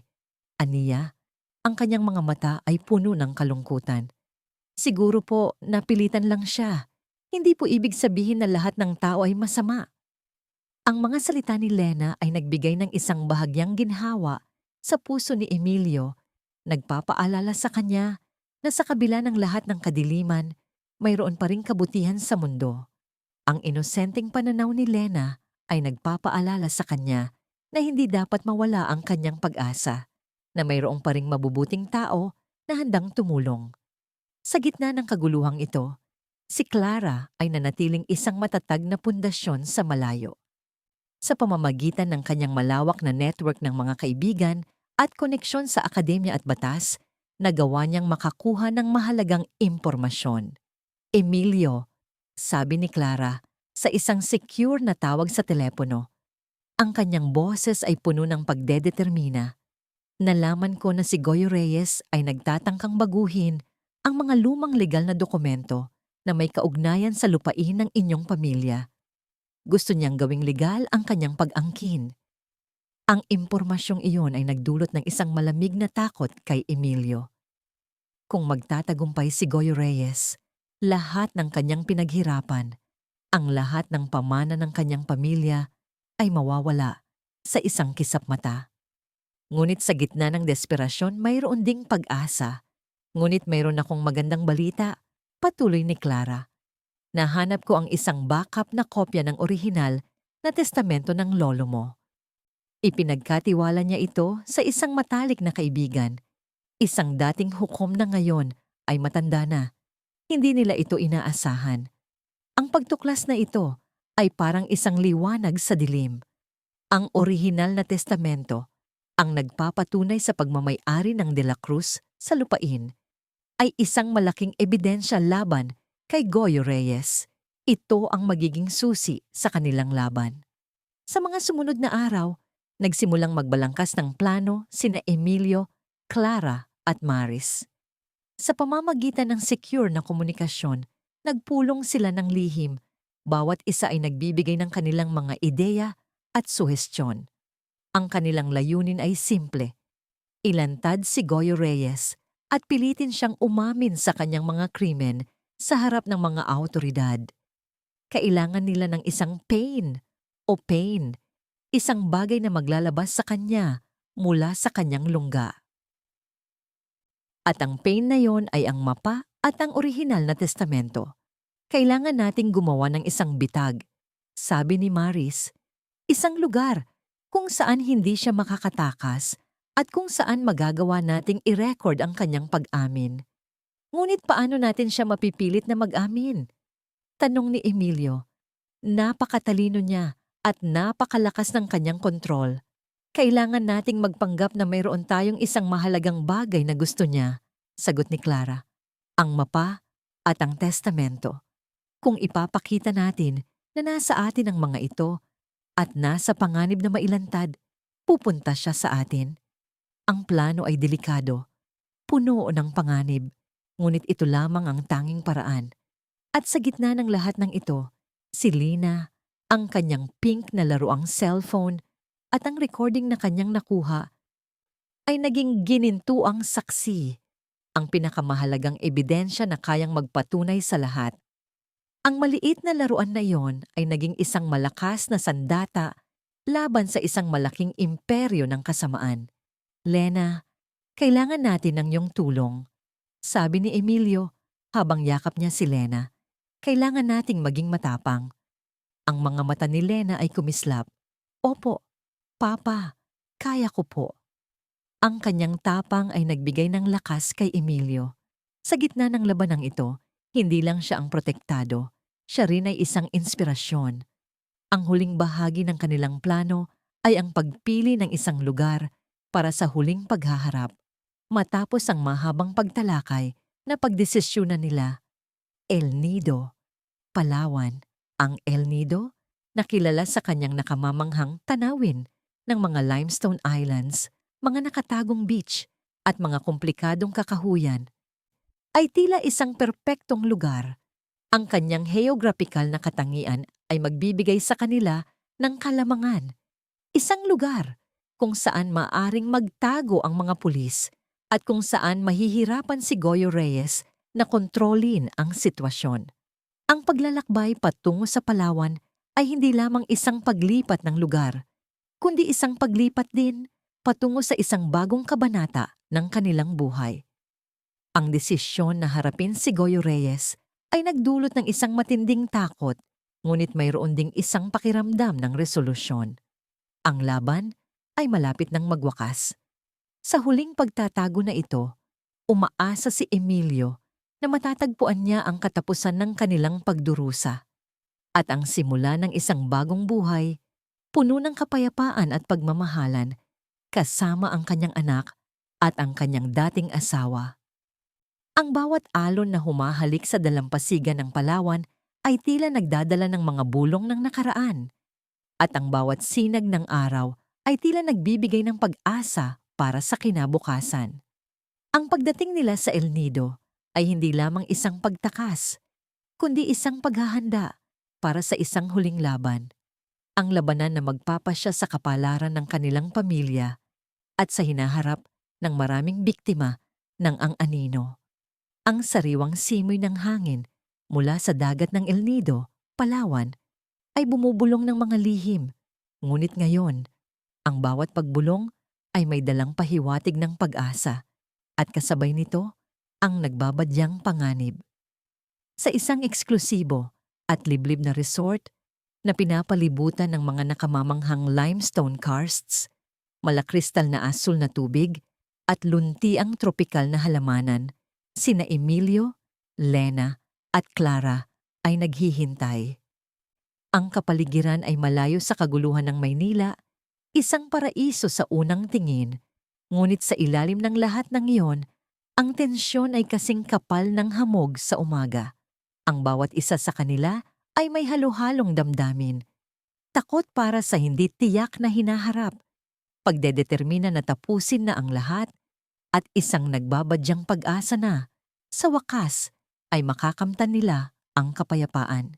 Si Lena, na nakaupo sa tabi ni Emilio sa isang upuan na yari sa kawayan sa balkonahe ng kanilang villa, ay tahimik. Ang kanyang mga mata ay nakatingin sa malayo, sa mga bangka na lumilipas sa dagat. Ang inosente niyang isip ay sinusubukang unawain ang bigat ng sitwasyon, ngunit sa kanyang puso, ang tapang na kinuha niya mula sa kanyang ama ay unti-unting lumalaki. Alam niyang may mangyayari at alam niyang may malaking papel siya sa lahat ng ito. Ang kanyang pink na laruang cellphone ay mahigpit na nakahawak sa kanyang kamay, isang tahimik na paalala ng kanyang misyon. Sa kabilang banda, si Clara, na tila isang diyosa ng kagandahan sa kabila ng lahat ng kanilang pinagdadaanan, ay nakatayo sa tabi ni Emilio. Ang kanyang kamay ay nasa balikat nito. Ang kanyang presensya ay nagbibigay ng kakaibang lakas at kapanatagan. Sa kanyang isip, nagdasal siya na sana ay matapos na ang lahat at sana ay makabalik sila sa isang normal na buhay, isang pamilya na muling pinagkaisa. Ang kanyang mga mata ay nakatingin din sa dagat, ngunit ang kanyang isip ay gumugulong sa mga detalye ng plano, sa bawat posibilidad, sa bawat panganib. Handa ka na ba, Emilio? Tanong ni Clara. Ang kanyang boses ay mahina, ngunit matatag. Haharapin ko siya, Clara. Para kay Lena, sagot ni Emilio. Ang kanyang mga mata ay puno ng pagdedetermina. Ang kanyang dating takot ay napalitan ng isang matinding galit at kagustuhang protektahan ang kanyang anak. Ang araw na ito ay magiging huling laban. Sa mga nakapalibot na isla at sa mga dalampasigan, ang mga pulis ng NBI, sa pangunguna ni Maris Ramirez, ay lihim na nakapwesto. Hindi sila nakasuot ng uniforme, kundi nakasuot ng casual na damit, mga shorts, t-shirt, sunglasses, at mga sombrero. Sila ay nagpanggap na ordinaryong turista na naglalakad sa dalampasigan, nagpipicture, at nagpapanggap na nagbabasa ng libro. Ang ilan ay nakasakay sa mga simpleng bangka ng mangingisda, nakikipagkwentuhan sa mga lokal, at nagpapanggap na nag-aayos ng lambat. Ang bawat isa ay may radyo sa kanilang tainga na naghihintay ng signal. Ang kanilang mga armas ay nakatago, ngunit handang gamitin sa sandaling kailanganin. Ang kanilang paggalaw ay tahimik, ang kanilang mga mata ay matalim, at ang kanilang pagtutok ay walang katulad. Si Maris, na nakasuot ng isang simpleng summer dress, ay nakaupo sa isang restaurant na tanawang dagat, nagpapanggap na nag-iinom ng kape. Ang kanyang mga mata ay nakatutok sa lahat ng sulok ng resort. Ang kanyang isip ay gumugulong sa mga huling detalye ng plano. Ang bawat agent ay nakamonitor, ang bawat sulok ay may sakop. Ang Palawan ay hindi lamang isang magandang tanawin, kundi isang lugar din ng estratehiya, kung saan ang bawat batong apog, bawat puno, bawat alon ay maaaring maging bahagi ng kanilang operasyon. Ang impormasyon tungkol sa mapa at sa orihinal na testamento ay maingat na inilabas sa mga kamay ni Goyo Reyes. Ito ay isang masalimuot na laro ng pagmamanipula na ginamitan ng mga peking dokumento, mga lihim na tawag sa telepono, at mga bulong sa mga taong pinagkakatiwalaan ni Goyo. Ang bawat detalye ay pinag-aralan upang siya ay maniwala na ang mga dokumento ay nasa kamay ni Emilio at na ito ay isang pagkakataon na hindi niya maaring palampasin. Ang ideya ay upang pilitin siya na lumabas mula sa kanyang lungga at harapin sila ng personal. Narito na siya, bulong ni Maris sa kanyang earpiece. Ang kanyang boses ay kalmado, ngunit may bahid ng pagtaas ng adrenaline. Sa malayo, isang mamahaling speedboat ang unti-unting lumalapit sa pribadong pantalan ng resort. Ang araw ay unti-unting lumulubog na nagbibigay ng isang dramatikong kulay sa kalangitan. Mula sa bangka, lumabas si Atty. Gregorio Goyo Reyes. Hindi siya nag-iisa. Kasama niya ang isang pangkat ng mga bodyguard na nakasuot ng itim at may dalang mga armas na malinaw na nakikita. Ang kanilang presensya ay nagpapahiwatig ng kanyang kapangyarihan at ang kanyang pagiging handa sa anumang mangyari. Ang kanyang pagdating ay hindi tahimik. Ito ay isang pahayag. Si Goyo ay nakasuot ng isang mamahaling linen suit. Ang kanyang buhok ay maayos na nakasuklay at ang kanyang ngiti ay mapanlinlang na. Sa kanyang mga mata, makikita ang pagmamalaki at ang kumpiyansa na siya ay nagtagumpay na. Sa kanyang isip, ang lahat ng ito ay isang laro lamang at siya ang magwawagi. Para sa kanya, sina Emilio at Lena ay mga simpleng piyesa lamang sa kanyang chess game at ngayon ay handa na siyang kunin ng huling piraso. Magandang gabi, Don Emilio. Bati ni Goyo. Ang kanyang boses ay malakas at puno ng pang-aasar. Habang papalapit siya sa villa kung saan naghihintay sina Emilio. Medyo matagal bago ka nakipagkita, ngunit sa wakas, narito ka na. Si Emilio ay tumayo. Ang kanyang postura ay matatag. Goyo, aniya, ang kanyang boses ay puno ng galit na pilit niyang pinipigilan. Hindi mo na kailangang magkunwari. Alam ko ang lahat. Ngumiti si Goyo. Ang lahat? Kaya mo ba talagang sabihin yan, Don Emilio? Oh, tingnan mo. Ang iyong anak ay nandito rin. Ang inosenteng saksi. Tumawa siya ng bahagya. Isang tunog na nagpapalamig ng dugo. Sana ay pinaghandaan mo ang aming pagtatapos. Ang eksena ng paghaharap ay naganap sa eleganteng restaurant ng resort na nakatanaw sa malawak na dagat. Ang mga lampara ay nagbibigay ng malambot na ilaw na nagtatago sa mga anino ng mga nagmamasid na ahente ng NBI. Ang ilang turista ay nagpapanggap na abala sa kanilang hapunan, ngunit ang kanilang mga mata ay nakatutok sa bawat galaw. Ibigay mo sa akin ang mapa at ang testamento, Emilio. Sabi ni Goyo, ang kanyang tinig ay masinsinan, puno ng awtoridad. Huwag mo nang patagalin pa ang lahat. Alam kong nasa iyo ang mga yon. Kung hindi, hindi ka pupunta dito. Hindi ka haharap sa akin. Para saan pa, Goyo? Tanong ni Emilio. Ang kanyang boses ay matatag. Alam ko na ang lahat. Alam ko ang iyong plano. Alam ko ang tungkol sa ang anino. At alam ko rin ang tungkol kay Maricel. Sa pangalang Maricel, kumunot ang noo ni Goyo. Ngunit agad din itong bumalik sa kanyang mapanlinlang na ngiti. Maricel. Ang mahirap na babae. Na-aksidente lamang yun, Emilio. Isang malungkot na aksidente. Aksidente? Tanong ni Emilio. Ang kanyang boses ay puno ng pagdedetermina. Sadyang nilason mo siya, hindi ba? Ginawa mo siyang pain para sa akin. Upang gawing mukhang siya ang nagplano ng pagpatay sa akin at para kunin ang lahat ng aking ari-arian. Tinitigan ni Goyo si Emilio. Ang kanyang ngiti ay naging mas malawak. Oh, ikaw pala ay mas matalino kaysa sa akala ko, Emilio. Ngunit huli na ang lahat. Oo, inamin ko. Si Maricel, siya ay isang kasangkapan lamang, isang madaling gamitin. Ginawa niya ang kanyang trabaho, ngunit kailangan siyang alisin para hindi siya maging problema. Ang aking plano ay perpekto. Hindi lamang ang iyong mga ari-arian, kundi ang lahat ng yaman ng iyong pamilya, ang lupain sa Palawan na matagal ng aking hinahangad. Ang lahat ay magiging akin. Ipinagpatuloy ni Goyo ang kanyang pagmamalaki, inilalahad ang lahat ng kanyang mga krimen. Ang pagmamanipula niya sa stock market, ang kanyang paggamit ng mga aksidente upang alisin ang kanyang mga kalaban, ang kanyang kontrol sa mga hukom at politiko.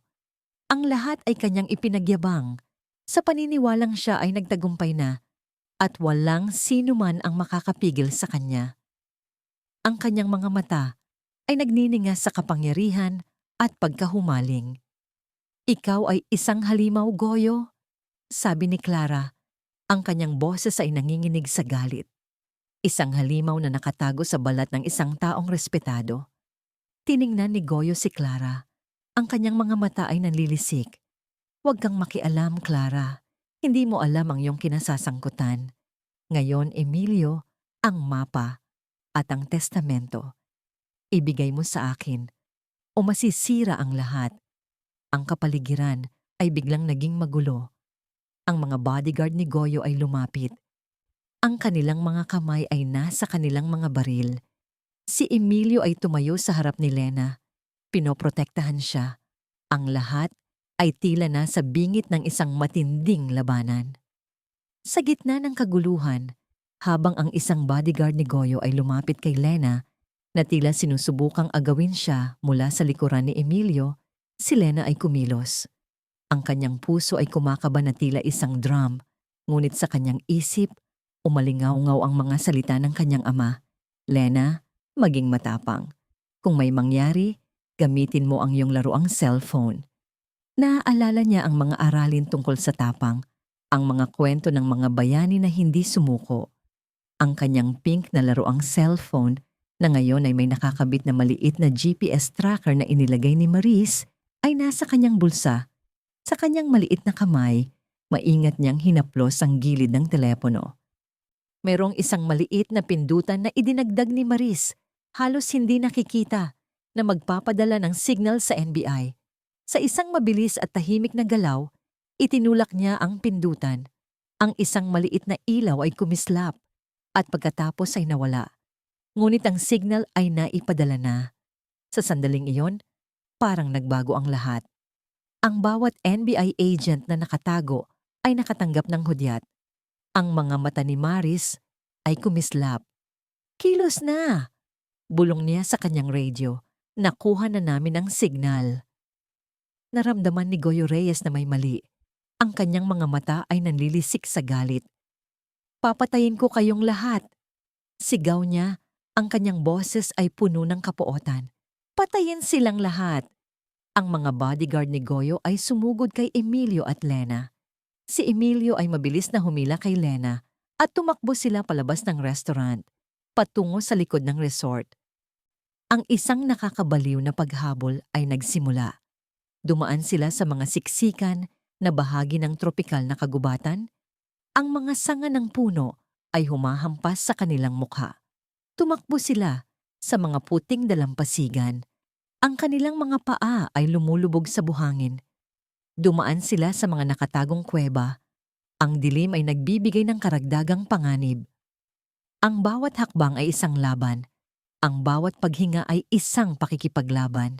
Si Emilio ay mabilis, ngunit kailangan niyang protektahan si Lena.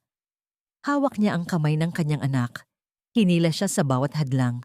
Tinatago siya sa bawat puno, sa bawat bato. Ang mga bodyguard ni Goyo ay walang awa, malapit na silang maabutan. Ang tunog ng mga yabag, ang rustling ng mga dahon, ang sigawan, ang ugong ng dagat, lahat ay naging isang symphony ng takot at paghabol. "Lena, huwag kang titigil. Tumakbo ka lang!" sigaw ni Emilio, ang kanyang boses ay nagpupumiglas. Si Lena, sa kabila ng kanyang takot, ay tumakbo. Ang kanyang maliit na binti ay kumilos ng mabilis. Ang kanyang puso ay puno ng tapang. Hindi siya susuko. Hindi niya iiwan ang kanyang ama. Biglang, mula sa dagat at mula sa kagubatan, sumugod ang mga NBI agents. Ang mga bangka ay mabilis na lumapit sa dalampasigan. Ang mga ahente ay bumaba at sumugod. Mula sa kagubatan, ang mga ahente ay lumabas na parang mga anino. Ang kanilang mga armas ay handang gamitin. Ang tunog ng putukan ay umaling-awngaw sa buong isla na nagbabago sa tahimik na gabi ng Palawan. Ang isang matinding labanan ay nagsimula. Si Maris Ramirez, na may baril sa kanyang kamay, ay sumugod. Ang kanyang mga mata ay nakatutok kay Goyo Reyes na sinusubukang tumakas. "Goyo Reyes, Huwag kang susubok na tumakas. Sigaw niya. Ang kanyang boses ay puno ng awtoridad. Nagulat si Goyo. Hindi niya inaasahan na si Maris Ramirez ang personal na haharap sa kanya. Sinubukan niyang lumaban, ngunit si Maris ay mabilis at matalas. Ang isang matinding mano-a-mano na laban ay naganap. Ang bawat suntok, bawat sipa, bawat galaw ay may layunin. Si Goyo ay malakas, ngunit si Maris ay mas mabilis at mas sanay sa labanan. Sa huling pagtatangka, sinubukan ni Goyo na abutin ang kanyang baril, ngunit si Maris ay mas mabilis. Sa isang mabilis na galaw, itinulak niya si Goyo sa lupa at ikinasa ang kanyang baril sa kanyang ulo. Hindi mo na kailangang lumaban pa, Goyo. Tapos na ang lahat, sabi ni Maris, ang kanyang boses ay puno ng pagtatagumpay. Sa pagtatapos ng matinding giyera, si Goyo Reyes ay nadakip. Ang kanyang mga bodyguard ay nasakop at nadakip din. Ang kanyang mukha ay puno ng galit, pagkabigla at pagkadismaya. Ang kanyang imperyo ay gumuho sa isang kisapmata. Ang kanyang pagmamalaki ay nabasag at ang kanyang kapangyarihan ay naglaho. Ang tunog ng mga sirena ng pulis ay unti-unting lumalapit na nagpapahiwatig na ang karagdagang puwersa ay darating. Ang labanan ay tapos na. Sa gitna ng lahat ng kaguluhan, si Lena ay yumakap kay Emilio, ang kanyang mga mata ay puno ng luha. Papa, nagawa po natin. Bulong niya, ang kanyang boses ay puno ng kaligayahan at lunas. Oo, anak, sagot ni Emilio, ang kanyang mga mata ay puno ng luha ng pasasalamat. Nagawa natin. Dahil sa iyo, Lena. Dahil sa iyong tapang. Ang lahat ay nagtapos na. Ngunit may isang huling piraso ng puzzle ang kinakailangan upang masigurado ang lahat. Si Maricel Santos na nakaligtas sa kanyang pagkalason at nahaharap sa isang mabigat na parusa ay sumang-ayon na maging saksi laban kay Goyo Reyes. Ang kanyang testimonya ay magiging isang mahalagang bahagi ng ebidensya na magpapatunay sa lahat ng mga krimen ni Goyo. Ang kanyang desisyon ay bunga ng kanyang pagbabalik loob, ang kanyang takot sa mga parusa, at ang kanyang pagtatangka na tubusin ang kanyang sarili. Ang kanyang mga salita ay magsisilbing huling pako sa kabaong ng Ang Anino. Ang gabi ay unti-unting nagiging umaga. Ang araw ay unti-unting sumisikat sa Palawan, nagbibigay ng isang bagong liwanag sa mundo. Ang digmaan ay tapos na, ngunit ang mga sugat ay matagal pa bago maghilom. Ngunit sa pagitan ng mga sugat, mayroong isang pag-asa, ang pag-asa para sa isang bagong simula, para sa isang buhay na puno ng kapayapaan at pagmamahalan. Ang Anino ay nabuwag, at ang pamilyang De La Cruz ay sa wakas ay makakahinga na. Ang mga unang sinag ng araw ay dahan-dahang sumilay sa abot tanaw ng Palawan, nagpinta ng gintong kulay sa mga nakakalat na isla at sa tahimik na dagat. Ngunit sa likod ng mapayapang tanawin na ito ay ang kaguluhan ng mga nagdaang araw, isang bagyo ng panganib at takot na sa wakas ay nagtapos. Sa buong bansa, ang balita ay kumalat na parang apoy sa tuyong damo. Si Atercion Gregorio Goyo Reyes, ang batikang abogado at negosyante na matagal nang pinaghihinala ang utak sa likod ng mga krimen, ay nahuli. Ang paglilitis kay Goyo Reyes ay naging isang pambansang sirkus. Bawat araw, ang mga pahayagan ay napuno ng kanyang mukha. At ang mga balita sa telebisyon ay halos wala ng ibang tinatalakay kundi ang kanyang mga kaso. Ang kanyang pagbagsak ay isang senyales ng pag-asa para sa maraming biktima ng Ang Anino. Ang organisasyong matagal nang naghasik ng lagim sa mundo ng negosyo. Pinangunahan ni Maris Ramirez at ng kanyang NBI team ang prosekusyon na naglatag ng matibay na ebidensya na hindi kayang baliwalain ng depensa. Sa gitna ng mga patunay, ang boses ni Lena na naitala sa kanyang laruang cellphone ang naging pinakamalakas na ebidensya. Ang mga salitang Reyes, hindi ko alam, ay umalingaw-ngaw sa korte na nagpatunay sa kanyang pagkakaugnay sa krimen. Ang pagdinig ay nagpatuloy sa loob ng ilang buwan at bawat araw ay may bagong pagbubunyag. Si Maricel Santos, na lumabas sa ospital matapos ang matinding pagkalason, ay naging isang mahalagang saksi. Sa simula, nag-aatubili siya, takot sa paghihiganti ni Goyo at sa kanyang sariling kapalaran. Ngunit sa tulong ni Maris at sa pangako ng isang makatarungang paglilitis, sa wakas ay sumang-ayon siyang tumestigo. Ang kanyang testimonya ay nagbigay ng mga inside details sa mga operasyon ng Ang Anino, ang pagpaplano ng pagkalason kay Emilio, at ang paggamit ng kanyang sarili bilang isang decoy. Ibinunyag niya ang matinding takot na kanyang naramdaman at ang pagpipilit ni Goyo Reyes na sundin ang kanyang mga utos. Pinilit niya po ako. Nanginginig niyang sabi sa hukuman, ang kanyang mukha ay puno ng pagsisisi. Kung hindi ko po ginawa, mamamatay po ako. Sa huli, si Goyo Reyes ay napatunayang nagkasala sa lahat ng mga kaso mula sa korupsyon at pagmamanipula ng stock market hanggang sa pagtatangkang pagpatay at pagtatatag ng isang organisasyong kriminal. Ang hatol ay habambuhay na pagkakakulong.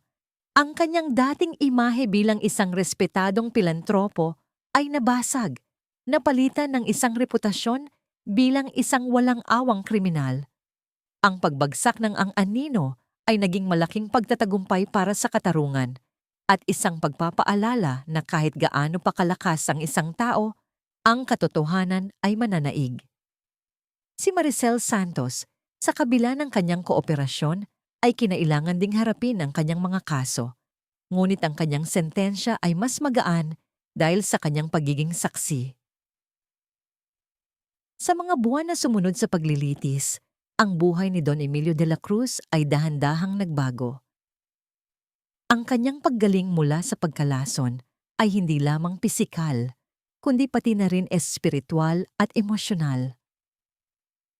Ang mga kaganapan sa Villa Estrella, ang mga araw ng pagtatago, at ang huling paghaharap sa Palawan ay nagbukas ng kanyang mga mata. Naranasan niya ang matinding pagkawala at ang katotohanan na ang kayamanan ay hindi makakabili ng kaligtasan o kapayapaan ng isip. Ang dating obsesyon niya sa negosyo ay unti-unting lumabo, napalitan ng isang malalim na pagnanais na ituon ang kanyang buhay sa mga bagay na tunay na mahalaga. Sa loob ng ilang linggo, sinimulan niya ang proseso ng pagbebenta ng kanyang mga malalaking kumpanya, mga real estate empire, mga investment firm, na matagal na niyang pinaghirapan. Hindi ito madali. Ang bawat deal ay isang pagpapaalam sa isang bahagi ng kanyang pagkakakilanlan, sa isang bahagi ng kanyang nakaraang buhay. Ngunit sa bawat pirma sa kontrata, naramdaman niya ang isang uri ng kalayaan. Isang paglaya mula sa bigat ng ambisyon at ang paghahangad sa kapangyarihan. Ang mga pondo mula sa pagbebenta ay ginamit niya upang magtatag ng isang mas simple at mas makabuluhang buhay. Tanging ang ilang piling proyekto lamang ang kanyang pinanatili. Mga proyektong may kaugnayan sa sustainable development at community empowerment. Halimbawa, ang isang project na naglalayong magbigay ng solar power sa mga liblib na komunidad sa Palawan, o ang isang maliit na resort na nagbibigay ng trabaho sa mga lokal na residente. Ang kanyang layunin ay hindi na ang kumita ng malaki, kundi ang magkaroon ng positibong epekto sa lipunan. Ang kanyang buhay ay umikot na ngayon kay Lena. Bawat umaga, siya ang gumigising kay Lena, naghahanda ng almusal at naghahatid sa kanya sa eskwelahan. Ang mga hapon ay ginugugol niya sa paglalaro sa kanyang anak, pagtuturo sa kanya tungkol sa kalikasan o pagbabasa ng mga libro. Ang dating matigas na si Don Emilio ay napalitan ng isang ama na puno ng pagmamahal, pasensya at pangunawa. Ang kanyang bawat galaw ay may layunin upang maging isang mas mahusay na ama, upang mabawi ang mga tao na kanyang nawala. Isang hapon, habang naglalakad sila sa dalampasigan ng El Nido, hawak ang kamay ni Lena, naramdaman ni Emilio ang isang malalim na kapayapaan. Ang simoy ng hangin, ang tunog ng alon, at ang nangiti ni Lena ay mas mahalaga kaysa sa anumang boardroom deal na kanyang nagawa. Lena, bulong niya, salamat anak, dahil sa'yo, nakita ko ang totoong kahulugan ng buhay.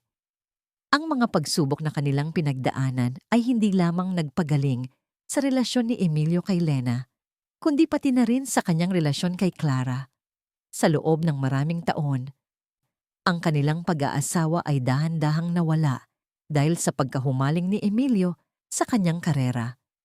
Ngunit ang krisis na ito ay nagbukas ng kanilang mga mata sa katotohanan ng kanilang pagmamahalan na hindi pa pala tuluyang namatay. Si Clara, na matatag na sumuporta sa kanila sa gitna ng kaguluhan, ay nanatili sa tabi ni Emilio at Lena. Sa mga linggo matapos ang paghuli kay Goyo, dahan-dahan silang nag-usap, nagbalik tanaw sa kanilang nakaraan at nag-amin sa kanilang mga pagkukulang. Ang bawat pag-uusap ay isang hakbang patungo sa pagpapatawad at pag-unawa. Naging mas bukas sila sa isa't isa at natutunan nilang pahalagahan ang bawat sandali na magkasama sila. Emilio, sabi ni Clara isang gabi, habang nakaupo sila sa balkonahe ng kanilang bagong bahay sa El Nido, nakatanaw sa mga bituin. Napakalaki ng pinagdaanan natin. Nawalan ako ng pag-asa. Akala ko, wala na tayo. Hinawakan ni Emilio ang kamay ni Clara. Ako rin, Clara. Patawarin mo ako. Nabulag ako ng ambisyon, ngunit ngayon, malinaw na ang lahat. Ikaw at si Lena ang tunay kong yaman. Ang kanilang pagmamahal na dumaan sa matinding pagsubok ay muling lumakas. Hindi na ito ang dating pag-ibig na puno ng pagkabata at pasyon, kundi isang pag-ibig na hinubog ng pagsubok, ng sakit at ng pag-unawa. Isang pag-ibig na mas matatag, mas malalim at mas totoo. Hindi ito tungkol sa obligasyon o sa kagustuhang magkaroon ng isang kumpletong pamilya para kay Lena. Ito ay tungkol sa tunay na pagmamahal at paggalang sa isa't isa. Isang araw, habang naglalakad sila sa dalampasigan, inilabas ni Emilio ang isang maliit na singsing na gawa sa kabibe na pinalamutian ng isang perlas. Clara, anya, lumuhod sa harap nito. Ang kanyang mga mata ay puno ng pagmamahal.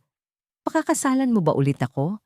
Hindi dahil sa obligasyon, kundi dahil sa pagmamahal. Dahil mahal na mahal kita at gusto kong makasama ka sa bawat paglubog at pagsikat ng araw. Tumulo ang luha sa mga mata ni Clara. Ang kanyang nangiti ay mas maliwanag kaysa sa araw. Oo, Emilio, mahal na mahal din kita. Ang muling pag-aasawa ay naging simbolo ng kanilang bagong simula. Isang patunay na ang pag-ibig ay kayang lumampas sa lahat ng pagsubok. Ang pamilyang De La Cruz na binubuo na ngayon nina Emilio, Clara at Lena ay nagtayo ng kanilang bagong buhay sa El Nido, Palawan.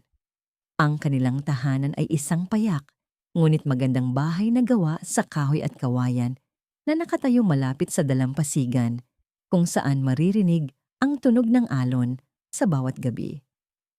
Malayo ito sa karangyaan ng kanilang dating mansyon sa Makati, ngunit puno ito ng init at pagmamahalan. Dito, sa gitna ng likas na kagandahan ng Palawan, ginugol ni Emilio ang kanyang mga araw sa pagpapalaki kay Lena. Ikinuwento niya sa kanya ang mga alamat ng mga sirena at mga diwata. Itinuro ang iba't ibang uri ng isda at coral sa dagat at ipinakita ang kahalagahan ng pagrespeto sa kalikasan. Hindi na niya itinuturo kay Lena ang tungkol sa pera o kapangyarihan, kundi ang tungkol sa halaga ng buhay, ang pagiging mabait sa kapwa, at ang pagpapahalaga sa mga simpleng bagay. Si Lena ay lumaki sa isang kapaligiran na puno ng pagmamahal at kalayaan.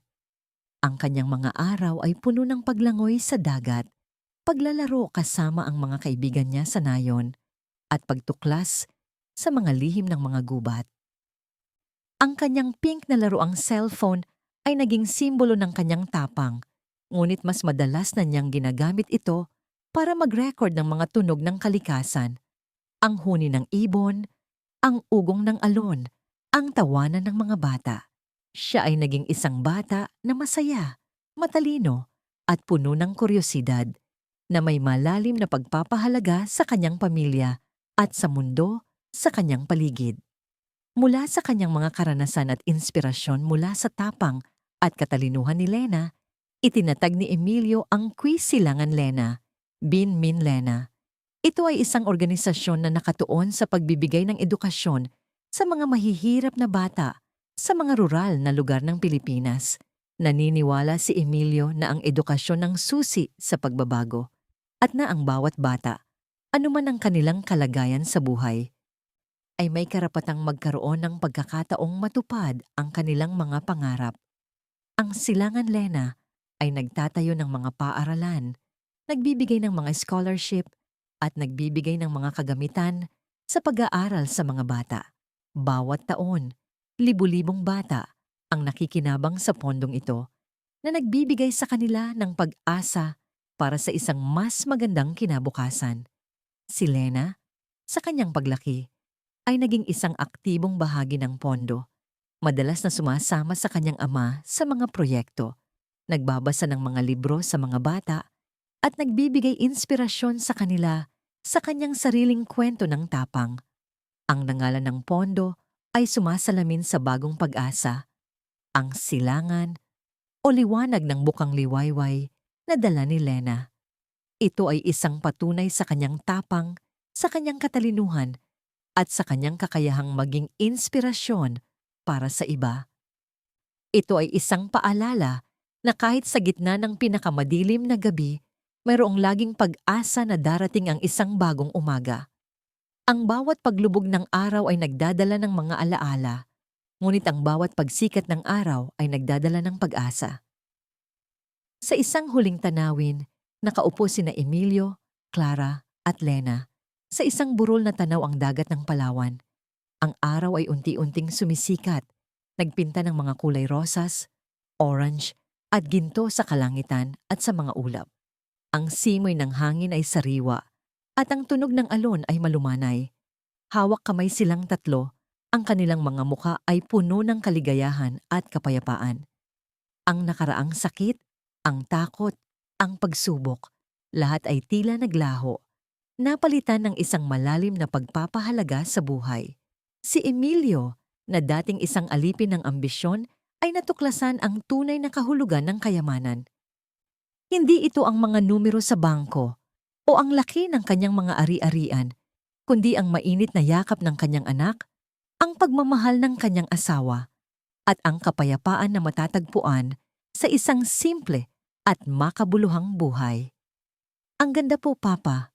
Bulong ni Lena, ang kanyang mga mata ay nagniningning sa kinang ng araw. Parang bagong simula po. Niyakap ni Emilio si Lena at hinalikan si Clara sa ulo. Oo, anak, bagong simula. At salamat sa iyo, Lena, sa pagbibigay sa amin ng pagkakataon na ito. Si Lena, na lumaki sa pagmamahalan at pag-unawa, ay naging isang matalinong babae, puno ng kumpiyansa, at may malalim na pagmamalasakit sa kapwa. Ang kanyang tapang ay naging inspirasyon, ang kanyang katalinuhan ay naging gabay, at ang kanyang kabutihan ay naging isang liwanag sa buhay ng kanyang mga magulang. Siya ang Silangan Lena, ang bukang liwayway na nagbigay ng bagong pag-asa at bagong direksyon sa buhay ng kanyang pamilya. Ang kanilang kwento ay isang patunay sa kapangyarihan ng pagmamahal ng isang ama, ang tapang ng isang bata, at ang kakayahang malampasan ang pinakamadilim na hamon. Ito ay isang kwento ng muling pagtuklas ng mga tunay na halaga sa buhay, kung saan ang kapayapaan at kaligayahan ng pamilya ay mas mahalaga kaysa sa anumang kayamanan o kapangyarihan. Sa paglubog ng araw sa Palawan, ang kanilang buhay ay nagsimula sa isang bagong kabanata. Isang kabanata ng pag-asa, pagmamahalan, at isang walang katapusang kinabukasan na puno ng pagpapala.